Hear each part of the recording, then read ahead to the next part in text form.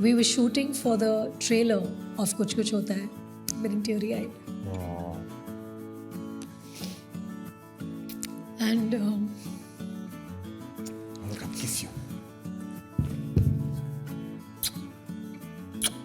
thanks to you, Karan, that I was able to retain my voice.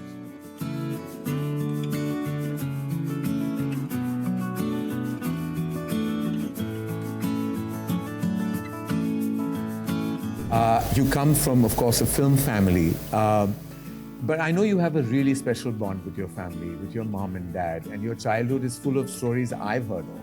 It's full of love, joyousness, craziness, Durga Pujas, the whole enchilada. What was it like being, let me take you back to being the young Rani Mukerji. What did that feel like at that point of time? I think that time it was more about, being in a very humble Bengali family. Like my dad and mom tried to make ends meet. I used to see them struggle through their days. There were times when my mom was not able to buy me a particular thing that she really wanted to buy for me because of certain challenges that came with not economically very, very sound. But I saw my mom go through those days with so much of happiness, with that bright smile and that laughter of hers. And it never came in the way of our happiness, and that's something that I've imbibed from her, that whatever the circumstances are, whatever the situations are, one has to smile through and, go forward. But what has been always very important for me is the support and the love that I've got from my family. That's my mom, my dad, my brother. I'm a fan of your craft, but I'm an absolute fan of your mom's. She is, for everyone here, I have to say, she's one of the most entertaining people I have met on planet Earth. And please, if I forget, I have an anecdote about Krishna Aunty and Kuch Kuch Hota Hai that will always remain in the inner recesses of my mind. Apart from being a compassionate, empathetic mother, wife, and has been a daughter and sister, but she is hilarious. Yes, she is. And you recently celebrated her 75th birthday. Yes, I did. And you told me she was refusing to divulge her age to you. She refused to tell you how old she was. Yes. And you had to go back, ask her sisters, ask her family, and calculate that she's actually turning 75. And apparently she refuses to acknowledge your age as well. Yes. Yes, she does. So we have a special image of that special celebration of you and your mom on her 75th, and I'd love to share that with everyone, all our friends of the media. Of course. Let's have a look. Really got the picture. Let's have a look. Yeah. Yeah. That was just recently. I had the pleasure and privilege of attending this celebration, Rani's mom, Krishna Aunty's 75th, and she was as radiant, as happy, and as crazy as she always is. But when I talk about mom and dad, I have such visuals and such amazing memories of Ram Uncle and Krishna Aunty. And I want everyone to just see a quick journey of theirs through the years. Let's have a look. Responsibility, I think they saw through my brother. I think with me, it was very clear they were wanting to get me married at a very young age. Oh dear. Yeah, but I think destiny had other plans for me. With the offer that came for Raja Ki Aayegi Barat, I think my mom just told me that, Salim uncle, who is a family friend, who's offered you the film, why don't you take it up and see how it goes? And I think behind that ask or that want of my mom's, I never realized that probably my mom was finding a way to make probably the financial situation in my house better. Right. Because they knew that if I do well in this field, maybe things would be better. But better. Probably at that point of time, I didn't see it from that angle. But I think what made sense to me was that my mom said, why don't you take it up? Because at that point of time, as teenagers, we're wanting to take up a particular profession. We want to probably take, say, interior designing or law, and we're just confused as teenagers. At that point, I just thought it was very nice of my mom to say that, try this out. If it doesn't work out, you can go back to your studies and you can always go back to doing what you wanted to do. Raja Ki Aayegi Barat, I remember, and I have something interesting to say about Raja Ki Aayegi Barat, which is very defining for you. That debut film, that performance, that power-packed performance welcomed you into mainstream cinema. While the movie wasn't a thunderous success or wasn't a success, but what did happen is that you made a solid mark. And what followed after that was a result of that strong performance. Before we talk about Raja Ki Aayegi Barat, let's have a look. I got a call, 8 leading ladies had said no to me for Kuch Kuch Hota Hai. I had become like the most rejected first-time filmmaker because nobody wanted to do that part of Tina. I was trying very hard to convince them that it's pivotal to the film, it's important, it's a really crucial part. Nobody. All those 8 girls, and I remember each one of their names, and I thanked them that they said no. To me, I got a call one evening from none other than Aditya Chopra, who called me. He said, have you seen this new girl in this trailer of this film called Raja Ki Aayegi Barat? It's this song. She comes out and she does a gesture. This girl is a big star. So I was like, okay. I went and had a look and I said, she's a very pretty girl. And I went and met her, and of course the rest is history. Yes. The irony here is that it was actually Adi who called me and recommended me to you. Yes. And do you remember that meeting? I remember the meeting with you, of course. Yeah. But I think Raja Ki Aayegi Barat has to be one of those moments in my life where truly, Karan, when I look back, I really don't know what I was doing. I was just following my mother's instruction. Yeah. I said, my mom wants me to do it, I have to do it. And because I'm doing it, I have to do it to the best of my ability. And whatever was best that I could do, I did for the film. Yeah.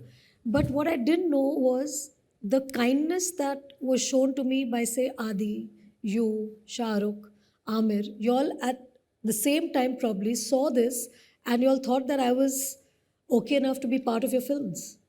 Amir brings me to Ghulam. Yes. So what happened with Raja Ki Aayegi Barat? I of course saw this close up, and I was thinking about, because I was still in the midst of being rejected. Yeah. So I was still like thinking that this could be my backup option. I'll see. I'll get a few more rejections, but this is not about me. I remember Ghulam.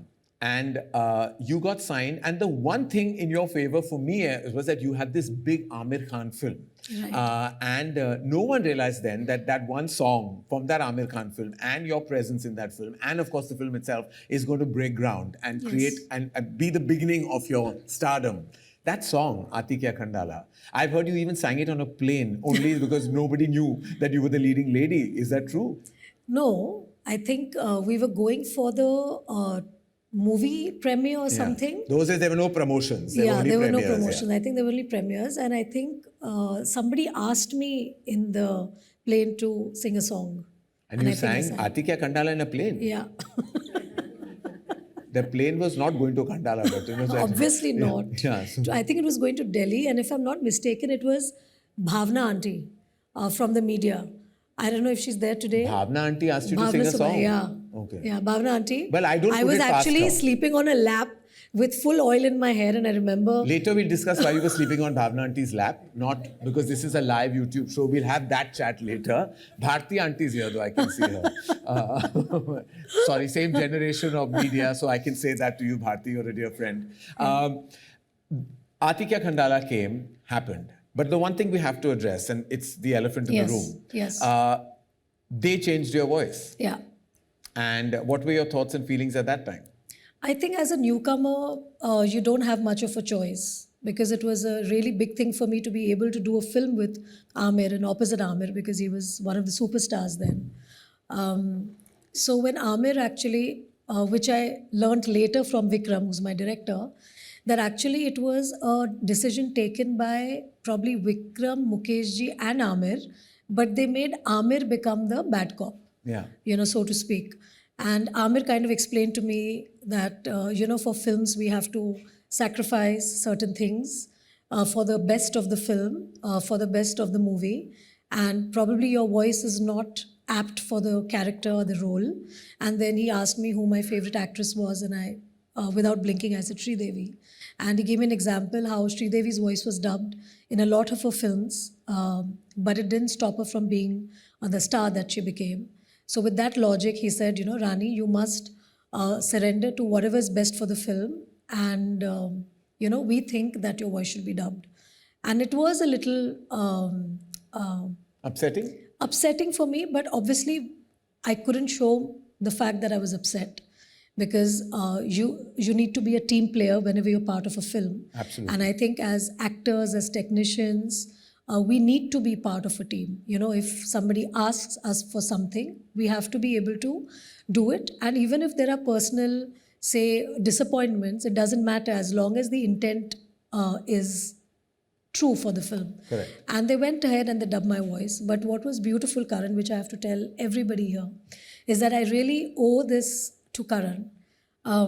We were shooting for the trailer of Kuch Kuch Hota Hai, getting teary-eyed. Oh.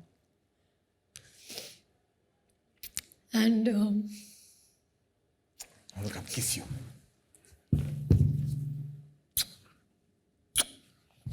I remember that day. We were shooting just so that you can compose yourself, I just said it. There was a teaser at that time. Again, it was Aditya Chopra's idea. I think he's such a part of my entire journey, Rani's journey, consciously and subconsciously. He gave me the idea of that teaser where Rani's sitting with baby Anjali and where she says, Aaj main tumhe, if anyone remembers, there was a teaser. In those days, there was no such thing as teasers, but we shot this teaser against blue screen. And I was on a swing. Or rather, it was just a blue screen because we didn't know what VFX was then. Yeah, and you made me wear a white churidar. White salwar as in I was the ghost over there as well. And where she says, "Aaj मैं तुम्हें कहानी सुनाने वाली हूँ." इस कहानी में एक लड़का है, लड़की है, दोनों लड़ते थे, झगड़ते थे, फिर भी एक दूसरे के best friends से. And then there was a line, फिर क्या हुआ? And she says, फिर कुछ कुछ हुआ. And that was the thing. And then you introduced Rahul and Anjali. Yeah. So I remember that shooting. You came up to me and you said, Rani, are the people the people dubbing your voice in Gulam? And I said, yeah. So he said, do you have a problem with dubbing, with your quintessential way of talking? And I said, no, I don't have a problem with dubbing. You said, did you dub your first film? I said, of course I dubbed my first film. So he said, I love your voice. The way you said it that time. And I still remember that clearly. He said, I love your voice and you will dub for my film. And thanks to you, Karan, that I was able to retain my voice. No, you have such a beautiful voice, and everyone knows that Rani Mukerji's distinct voice is one of the big parts of your amazing performances. And I never understood, because you know, my dad, I still remember we were sitting and we got a call कि distributors बोल रहे हैं. Firstly, whatever that meant to me at that time, because distributors बोल रहे हैं कि voice बदलना चाहिए, because audience accept नहीं करें, ऐसे वो तो नई आई है, audience जानती नहीं है कि वो कौन है अभी. They're still settling into knowing her. What and my father also said, क्या पागल we are not changing, किसी की आवाज क्यों बदले हम, like you know. And my father then gave me an anecdote. मुझे बोला गया था अमित जी की आवाज बदलो अग्निपथ में, और देखो क्या हो गया, मैं नहीं बदलूंगा किसी की आवाज. So my father, no, but you know, he had gone on another tangent. You know, we are joking about it today, but your decision as a young filmmaker, it was your first film, and you could have easily be swayed with the pressure that came on you, but you stood your ground, and that's why he's Karan Johar. No, I mean, and he stood his ground, and he believed in my voice, he believed in me, and I got to retain my voice in all my films. And that began... Because if you hadn't Karan, a lot of my films, my voice would not be part of my... I think you were destined for the greatness that you have achieved, irrespective of a voice or no voice. It's those eyes, Rani, that no one can go beyond. And the fact that even today, and I'm taking a minor digression to say that fact that even today you keep evolving your craft speaks volumes of your understanding. And the one thing that I've noticed, the one actor I saw do that was Sri Devi ji. When I remember seeing her after she came back after 15-year sabbatical, when she came English with Ishq Vishq. English English, I'm calling it. Clearly losing my brains these days. In English, and I remember seeing that she had understood the syntax of our times. And I see that you do very few films, which we must talk about, that you have to do many more. But every time I watch you, I feel like you've evolved, you've updated your energy and your craft on screen, and that speaks volumes about your understanding of just cinema and not just performance. Going back, there were some very, and I think it's lesser discussed, but there were some kind of brave roles that you did take on that were progressive in nature. Your character in Hum Tum, your character as Maya in Kabhi Alvida. These were actually progressive characters, and it takes a lot of inward Suhani from Satya. And Suhani from Satya. I think they were all very progressive women. You know, you were portraying very progressive women on screen. Today, the woke world talks about it. At that time, it was never discussed with the due, it was not given that kind of due. Of course, the performances were, but not the progressiveness of those parts. What were your thoughts when you were performing these parts? I think I was inspired by those characters, Karan. I think when a script comes to me or when a character is presented to me for me to play, I always look for something that touches my heart or something that inspires me. Because as people, when we are playing different characters, I also have to become those characters. I have to keep Rani aside and I have to be those characters, and I have to do it in a way that the audience believes that I'm those characters. And for me, if I have to become somebody else, I have to be inspired by her, I have to love her. Only then I can play the part with utmost sincerity and integrity. And that's what I saw in these characters. And I saw that with time changing, with India changing, with the voice, every decade comes with a new voice from the current generation. And I think these parts actually spoke about the modern Indian woman and what she wants to say and what she wants to do and the change that she wants to bring about. Her own desires and the agency and all of that. You know, it's not about following a particular protocol, or I would say the whole patriarchal system of what we are taught to do or meant to do. But somewhere these women stood against that. You know, and in their own way, not shouting from the rooftops, but in their own choices, quietly making certain decisions in those characters, in the films, and how the film evolves, how the story moves forward, and what happens in the story, which in turn inspires other women who are watching it or other girls who are watching it. I remember while filming Kabhi Alvida, I didn't realize when I wrote the film and that it was going to get so deeply immersive as an experience for the actors. Because I realized that all the characters, Dev and Maya and Rishi and Riya, they got so immersed into those characters that at one point I had to tell Preeti that listen, this is not really happening. We're shooting a movie. Like she was like, but why is he cheating on me? So I'm like, he's not cheating on you. It's the character. Like, you know, she was getting like very personal. Like when I had to one day take her aside, we went for a walk. I said, it's not Preeti's Rita. This is Riya. It's happening to you. Because I realized at that point, and there were moments, I remember at one point, Abhishek broke down really on set. You know, you remember there was a scene you and him were shooting. And I remember he broke down. And I think there were moments I could see you just looking sullen and sad. And I realized that everyone was going through, like you were going through beats in your head because the film talks about ground realities, emotional realities, things that people go through, don't like to address, we don't like to acknowledge, we brush them under the carpet, but they are all realities of modern life. And I realized it was a very tumultuous experience. Yes. And I think also for the audience as well. Yes, it was. I'll never forget when I realized that the film is going to get polarized responses, is that I went to see the first preview of the film with a paid audience, and there was a traditional looking couple watching it. And there's a scene where Dev and Maya are checking into a hotel, and immediately the traditional woman looked at the traditional man and said, like that, like, what's happening? And he said, kuch nahi, dream sequence hai. And when they realized that dream sequence nahi hai, they both got up and walked out. And I remember I was like, oh no, like, you know, like this is also like there is judgment, you know, but yet the end of that film gives you hope.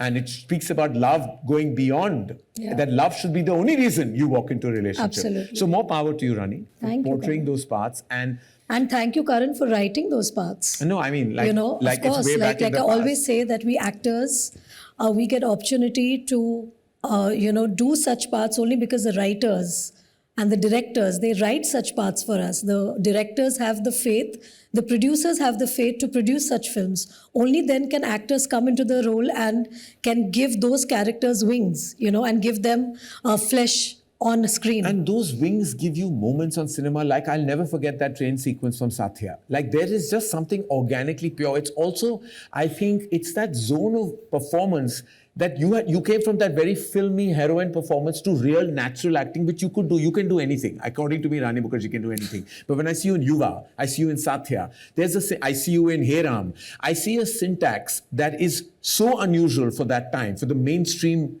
movie star heroine of that time. I want everyone to see that moment in Satya. We were shooting all around Mumbai, in the trains, in Marine Lines. You know, we used to catch the train from Marine Lines and then we used to go up and down, up and down. And it was amazing because as a student, you know, because I'm born and brought up in Mumbai, I used to catch the locals a lot of times to go to town. So just being in the locals, just being there shooting with Shad's madness, with just, you know, trying to get the scene done because, you know, there's like, you know, the time running out. And of course, this was Sing Sound, which is Sing Sound is basically live sound. And there was so much of trains going and coming, crossing us.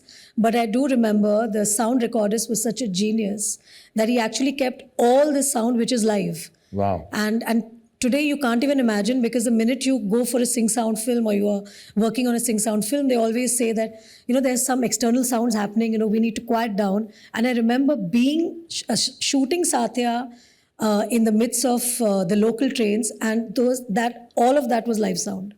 So it was like amazing. And I love Suhani's character. I think she's so defiant.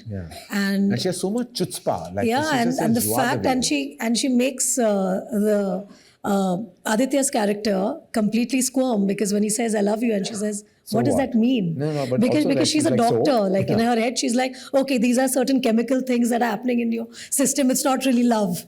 So that was probably the thing that Suhani was thinking. And I think it's so beautiful because it was a young love story. It was about young lovers who, you know, go against their family and they come into a relationship, and it actually showed what challenges couples face when they get married.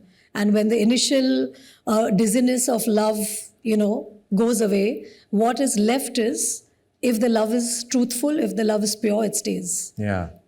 Wow. You know, that was one tone of performance that started cementing you with every passing performance and year as such a solid actor. Two performances that when I shut my eyes and I think of brilliance, I think of two performances where you portrayed disabilities. Black and Hitchki. Let's go back to Black. Turning point not in your career as a movie star, but like talking about just the brilliance of that performance is yet not saying enough. Like, what was the kind of work, energy, and just feeling? Because I still remember you telling me that when you all saw the film, you and Amit Uncle saw the film, you all hugged each other and just broke down when you saw the copy of the film. And when two actors have immersed themselves so deeply into that kind of experience and filming, it's only then that you feel like that release is so needed. Tell me about Black. I think I have to credit Sanjay for every second of that film. The fact that he chose me, I'm very, very grateful, and I'm going to be indebted to him forever for that part. What Sanjay brought as a director, you know, in the scenes that we shot, I think he took the scenes from, say, what we were performing. He made an entire world which was so different. Like, it was the first time that I was working in a film like that, where each day I came on set and I saw the beauty of the set, the kind of detailing that Sanjay did, and it inspired me every second to give my best. And Sanjay coming on set and the way he used to interact with me, the way he used to interact with every actor on set, you know, inspire them to do their best. I think Sanjay has some special quality that he really makes you immerse in the character and takes you to the depth of your own self to actually figure what else is there. Like, even if I don't know that it exists within me, Sanjay will make sure that he taps into that. And I don't know how he does it, but he does it. He creates an atmosphere that takes you to that place in your life or in your performance of that particular scene that, Rani, you have to give your best. And he does that with every actor of his. But the process of Black was very different because when I met all of them, Everyone who's visually challenged. Everyone who's challenged with seeing, with talking, with hearing. And I interacted with them because by then I had learned the sign language. Because I had to go through 6 months of training of learning the sign language to be able to communicate with them, because I needed to spend time with them to, observe them, how they interact, what are their movements, how do they look, because there is no, if your world is black, how do you react to as a simple thing of get me a glass of water? Yeah. Or, I'm watching the beach. How do you comprehend that? Or I'm going from, say, Juhu to Bandra. How do you even comprehend something as simple as that? And they go through their lives with that. But what was amazing about them was that they were so self-reliant. They had so much pride in them for who they are. And the fact that they had overcome so many obstacles in their life. And that gave me the power to be Michelle McNally. Yeah. That gave me the spirit of Michelle McNally, because I saw that they didn't want sympathy. They didn't want you. They were cracking jokes. They were saying things which Sanjay and me used to crack up, because when they used to sign and I used to understand what they're saying. And Sanjay, well, did he actually say this? And I said, yeah. And they were like things which used to be bizarre.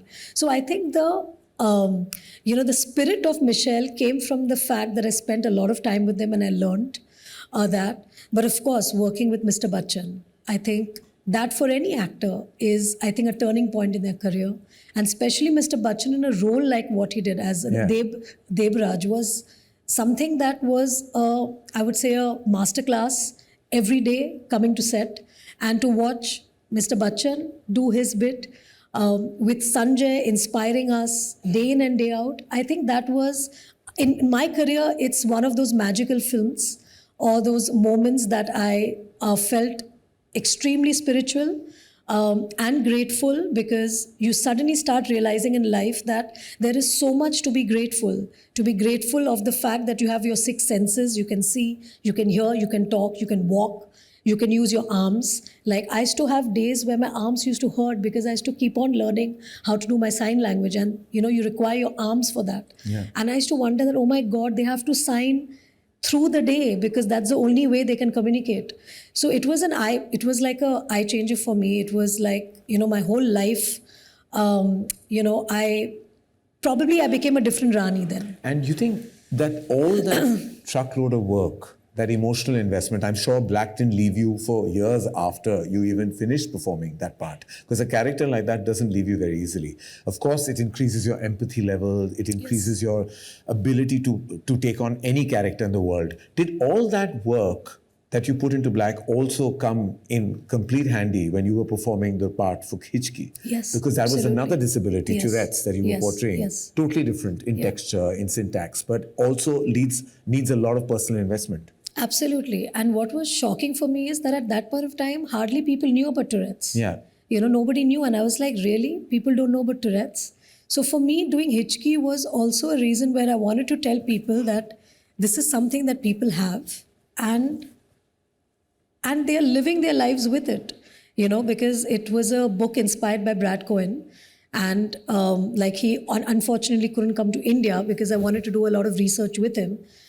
Because it was inspired by his book. But, doing those Zoom calls with Brad and interacting with him and talking to him about his emotional journey from the time he was a kid, I think that made me understand that what people go through when people don't understand.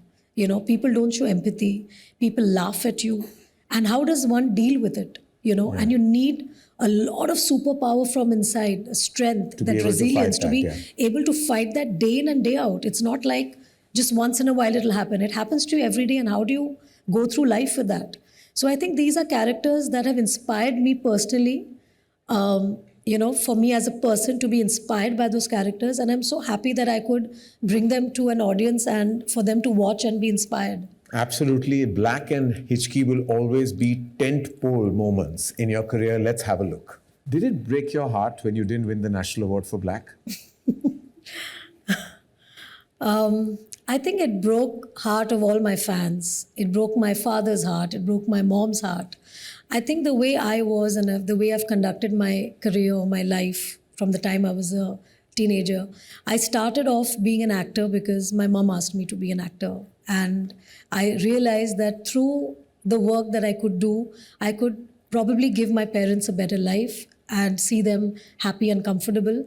And that was my dream for a few years that I kept working in films. Then when I realized that this is a serious profession and I used to get fan mails, that time there was no social media.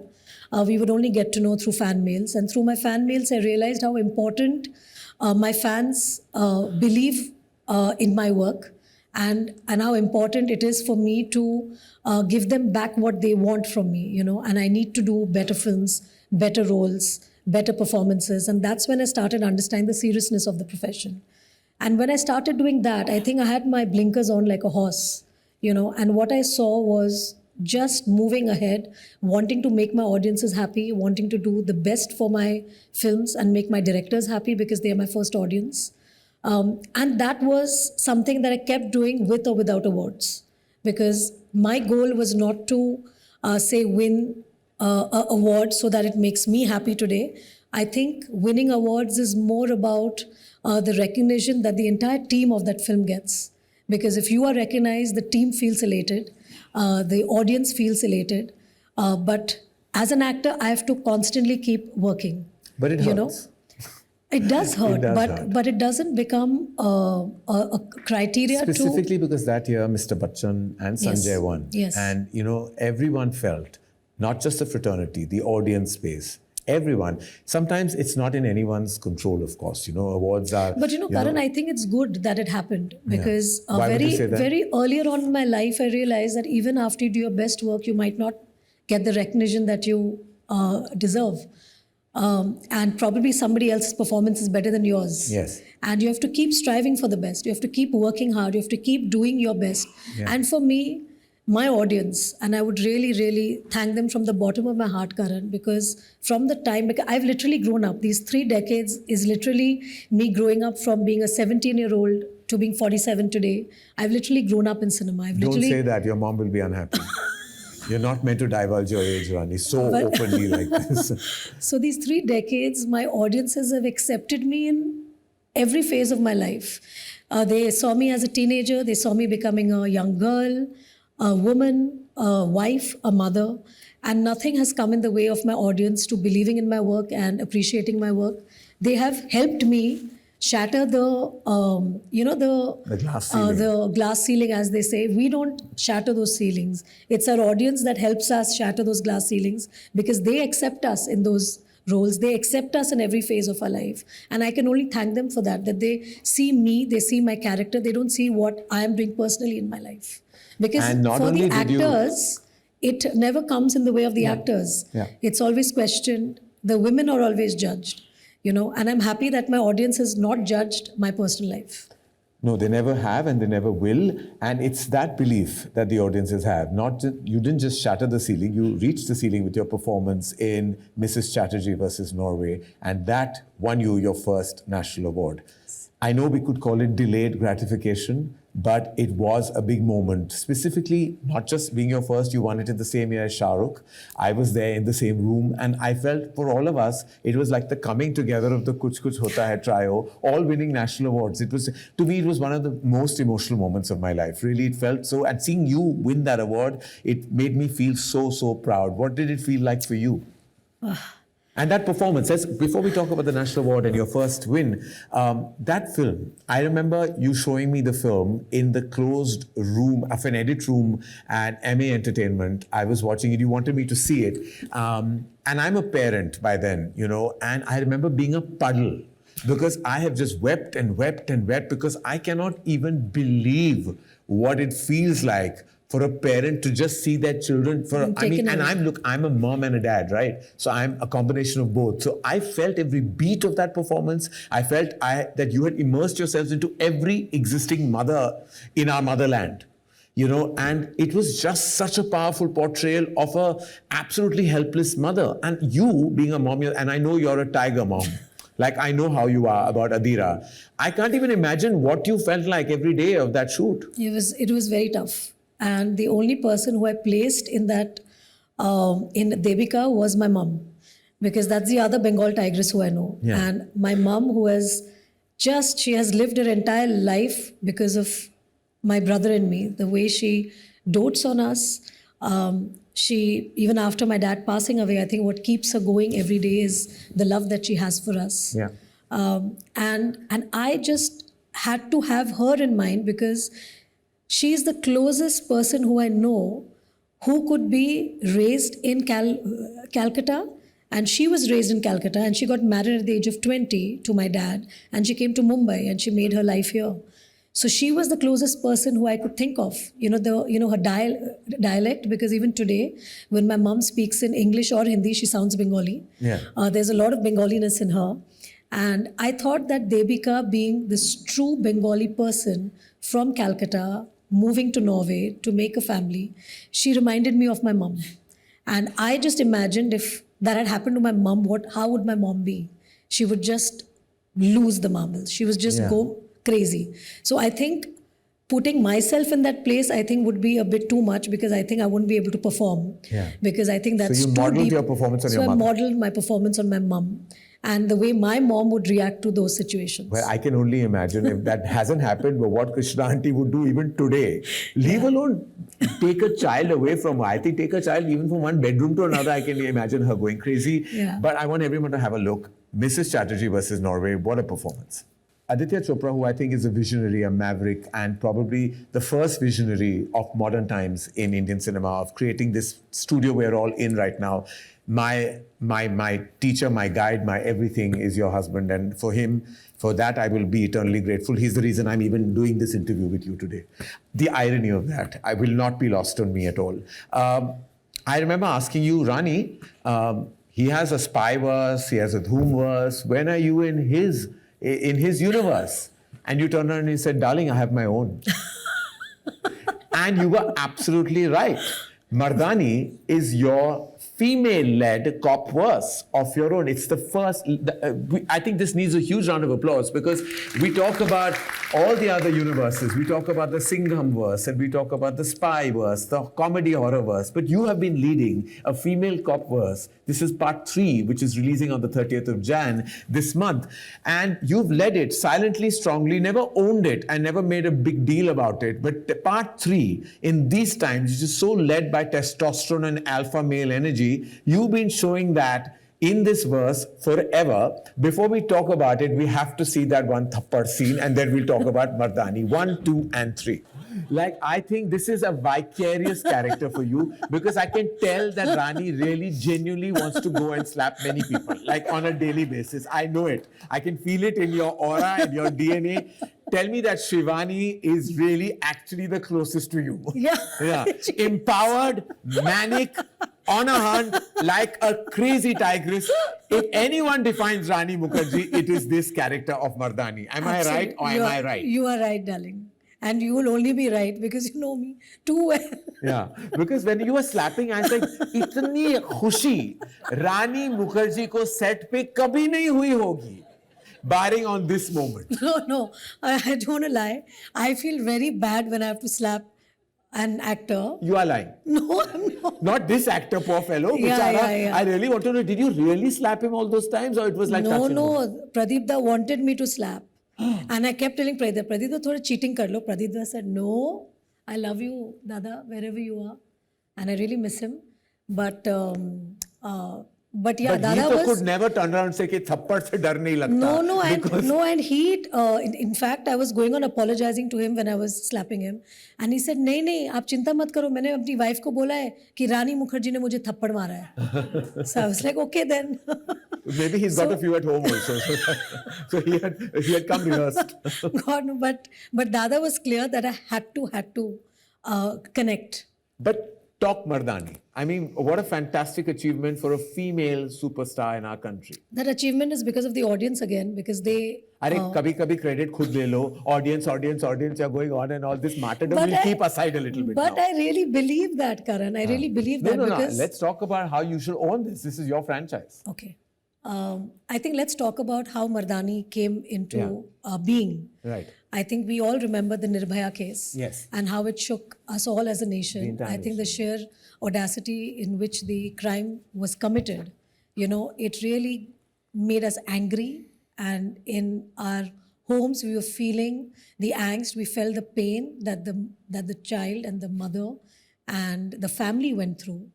And it was shocking to us because before that, a crime like this wasn't probably spoken about on media so openly. It was the first time that we got to know about a gruesome crime like that, and it really, really, it was traumatized. Like we were all traumatized by it.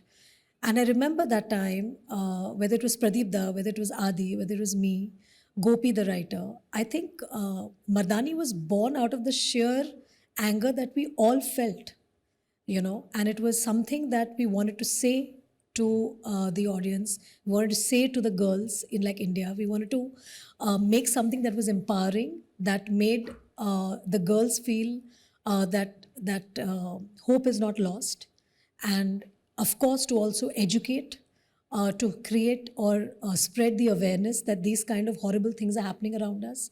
Because many times, women shy away from watching this kind of content, or they feel that, oh my God, this is too disturbing. But I think it was so important to spread the message of awareness, and to protect, because the more conversations we have about these things, the more people get aware of these kind of crimes, because it takes that one wrong time for something bad to happen or something untoward to happen to a person. And I think Mardaani was born out of that rage. And I do feel that rage even today, because the conversation from 2012 to 2026 hasn't changed. We still talk about women's safety. We still talk about the crimes that are being committed, and it's only getting worse. So where does that lead us as a nation? Collectively, I think it's our duty, moral duty, to keep conversing about these things, talk about women's safety. And I think a lot has happened since then. There have been bad touch, good touch, conversations that have started in school.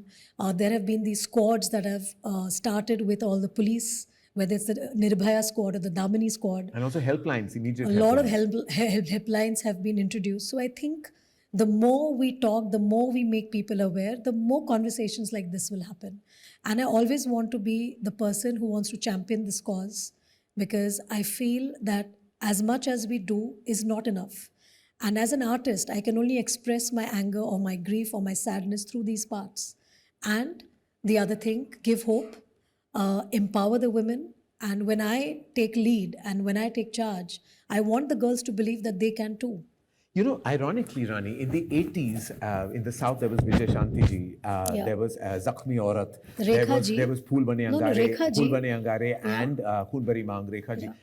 There were so many progressive movies made about empowered women in the 80s. We kind of lost track of that till Mardaani happened. And I'm so glad, because I think it opens doors. Even in our studio, in Yashra Studios here, there is Alpha coming, which is led by a woman again. Yes. And I think Mardaani opened many doors of achievement for acting, for women actors in our country, because it's important that they are front and center, because they are solid performers, they're actors, and in many ways Mardaani has contributed to that. And congratulations. And each time, not only have you raised an important topic, but it is done not just with a mainstream lens, not just with a absolutely commercial venture lens, but also with an important message. And I think that comes because that's your personal belief system as well. Absolutely. And also, Karan, I do believe that, we as this generation that's coming now, I think we should stop putting labels, because this whole female-oriented film, I think we should stop that chatter, and we should just call a film a good film or a bad film. Yeah.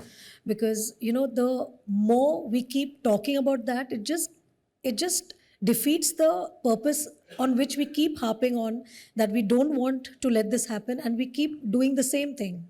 When we are writing a thing also, we should stop calling it a female-led film. It should just be a film. A film, right. Because it's about a story, and either people like the story or they don't like the story. They like the content or they don't like the content. But this constant pressure of it being a female-led or a male-led film, it just is very tiring. And I think the Gen Z or the Gen Alpha generation, they have to start making that difference. Oh, they're already starting. Yes. I think that kind of awareness is building. Yes. Mardaani is a special film. It is the third part of this hugely successful franchise led by you. It releases at a theatre near all of us on the 30th of Jan. Let's have a look at the trailer. This is such an important film, not just because it's a part of a franchise, but because the topic is so essential. The messaging is so important. And I hope it empowers everybody to take up these issues, not just in cinema and storytelling, but also proactively in our day-to-day existence in life. Yeah, absolutely. Day-to-day life reminds me and takes me to your day-to-day life. I think it's very essential. We've talked about all your career achievements, the legacy of 30 years, brand Rani Mukerji and what she's brought to the table. But at home, I've seen what Rani is as a daughter, as a wife, and as a mother. Now, you are married to a myth. Conjecture about him not even existing. Though fortunately we do know he does. We've had the pleasure and privilege of actually spending time with him. I'm not sure he will appreciate this question, so you can skip to the good part, which is the next one. Because what is it like being partners with Aditya Chopra? I think, Adi, you have known him before me. You know how simple he is in terms of he likes to be really basic in his life every day. And I think that that is something that has endeared him, like it's very endearing quality that he has. And that's something that I was drawn to because I come from a very humble and simple background. And the qualities that he had, the way he respected his parents, the way he, went about his daily life, I think that is something that really attracted me to him, so to say, because he didn't come with any, any baggage of being Yash Chopra's son. He didn't come with any baggage of being who he is, a very, very prolific filmmaker, being Aditya Chopra himself. He's really, really very simple. And I think that is what, because if he had even an iota of ego or any iota of air around him, I don't think I would have ever fallen for him. So that's something that I deeply appreciate about him, that he lets me be who I am because he's so basic and simple. And I think it was meant to be, because when I see him with my daughter, it reminds me of my days with my dad. You know, he reminds me a lot of how my dad used to be. And the kind of time he spends with my daughter, with our daughter, and the way he is with my family, I think that makes me very happy, because it's very important when your husband also respects your family, your friends. And I think Adi has always accepted them with a lot of love. And he lets me do what I want to do. And he empowers me. He may let you do what you have to do, but I am petrified of him. Because I remember his paranoia of no image getting out, of him not wanting to be at your house, because he used to say, I'm not coming to your house, press hoga niche. And I was like, yeah, press nahi hai. So like he's just so hype. I remember when you all were getting married and I was one of the 18 people at the wedding, and he turned on and told me that if the wedding information leaks, it'll be only because of you.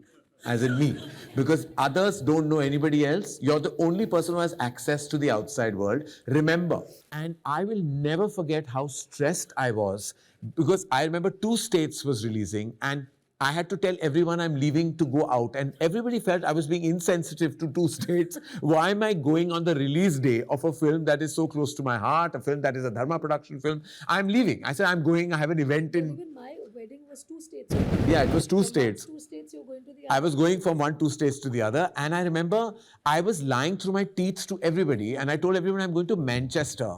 And the first thing I do is I bump into Dabbu uncle, Chimpu, and Chintu uncle at the lounge. And there's a kahan ja raha hai? And I was at the wedding was actually in Italy. So I was saying, मैं Manchester जा रहा हूँ. So Chintu uncle has done a Spanish Inquisition. Manchester को planes जाते हैं. कब जाते हैं, कैसे कनेक्शन जाते हैं, कौन से ट्रांजिट से जाते हैं, कौन से टर्मिनल से जाते हैं. And I was like, I'm lying. And then finally they've come at the lounge and they were going somewhere else and they said, your flight to Italy. And he said, तू तो Italy नहीं जा रहा, तू तो Manchester, तूने झूठ क्यों बोला? And I was like, oh God, like I was so stressed, you know. And I remember this is all because of the hyperness that I have, because I'm petrified of your husband, and I still am. Even now, I have nothing to do. I know you have nothing to do with it, but even now when he calls me and he says, Karan Johar, I know I'm going to get fired. He says my full name only when he has to reprimand me. And I'm 53 and I still... He does, and I know that. And if I get reprimanded by anyone, it is your husband. So I'm like, I had to talk about him because he's the other elephant in the room that we have to discuss. But you spoke about yourself, about being... I have to say that your daughter is just an angel. And I'm so glad that my twins and her have an equation of their own. I think these are legacy friendships. My dad and your father-in-law, us, you and me, you and your husband, and now Yash, Ruhi and Adira. I'm so blessed that we can continue this legacy of love and take it forward. Because it's not just taking it forward for the sake of it. It's also that love going on from decade to decade. We've been, together for so many years. I think it's our friendship. I think it's, it's just that we've been so intertwined with each other in our careers, in our personal lives, and to yet be friends. I think, it actually goes to say that we do love each other. And I know how much you love your daughter, and I have a little surprise for you. I have a letter that she's written for you. Are you serious? And I know you have no clue about this. And I'm going to read it out to you, and for that I have to change my chashma. And this is Adira's letter to you, to her darling mother. Rani, your mic is gone. My mic is gone? Yeah. Mic is gone. Yeah. Mine is okay? All right. I'm going to read it out. This is probably the first time we're hearing from Adira. Okay. Hello, Mama. First of all, I just want to say how much I love you. You're the best mother in the world. We have shared countless memories together, joyful, tearful, and of course, funny. There are some qualities I like about you, some qualities I don't, and some qualities I've inherited from you. Some qualities I've got from you are my acting, dancing, and painting skills. One quality I don't like about you, but have got from you, is your short temper. We might be a bit different, like how you like bold colors and I like pastels. But at the same time, we are quite similar in many ways. Like our looks, she's gorgeous. That's my traits, habits, and skills. There are also some qualities that I have, but you don't have, like my school math skills. When I grow up, I hope to be kind, confident, loving, intelligent, and stylish, just like you. Setting everything aside, we are of the same blood, we are mother and daughter, and will have an everlasting bond forever. I love you so much, Mama. Love, your favorite, your beloved daughter, Adira. Surprise. I know you had no clue, but that's why we saved the best for last. Oh my God, that is so sweet. She is just a beauty, and she's one of the most kind, gentle, soft-hearted. I mean, such a blessing. Adira is a personality, and I love that she is obsessed with food just like her father is. So one thing about the Chopras you have to know, and I've grown up in that house, that when you're at breakfast, we discuss lunch. When you're at lunch, we discuss dinner. And food is a big part. Food and film is what defines the Chopra Khandan. And that's the one thing, Adira, I was surprised. We were in London together once, and she knew my two bhola bachchas who know nothing about anything, I want to tell you. She was quoting all the fancy names of the menu, and she knew everything about food. And both Rani and I started laughing because I said, my God, this chip, this block, it just goes together. She is truly, truly a chip of the Chopra block. Truly Yash Uncle's granddaughter. Yes, she is. Truly. Because sometimes I actually wonder that, is she a reincarnation of Yash Uncle? Because she reminds me so much of Yash Uncle. Right. She's very creative. She also writes really well. She's a good storyteller. And I think she gets it from Yash Uncle and from her dad. Well, we are But all a result. This is really amazing. And I'm wondering that she has not told me about this. She has not. That means she can keep secrets, much like her mother. Oh my God. Much like her mother. Another thing you all both have in common. Yeah. Rani, I have to say that we're here at a very emotional place. We're here at the center of YRF. I'm a filmmaker because of the man behind the studio, Yash Chopra, his son, and the legacy of Yash Raj Films. You have taken it forward in your own way as an individual actor also, carving your own journey, making your own way forward, carving this brilliant 30-year career, and here's to 30 more. We have a special film releasing, but this year is special because we celebrate 30 years of the glorious, the beautiful, and the mega talented Rani Mukerji. And it has been an honor, a privilege, and completely my pleasure to go down memory lane to talk about this exalting, beautiful, and solidly sincere journey that you have had in the movies. I just have one request from your fans who you love and adore, is just make many, many more movies. We need to see more of you on celluloid because every time you come, you sparkle. Thank you, Rani. Thank you so much. Thank you. We have a special something. We need to celebrate this with some of your favorite food, which is a cake. We're going to cut a cake because we have to celebrate the 30 years of Rani Mukerji. Can we get the cake on, please?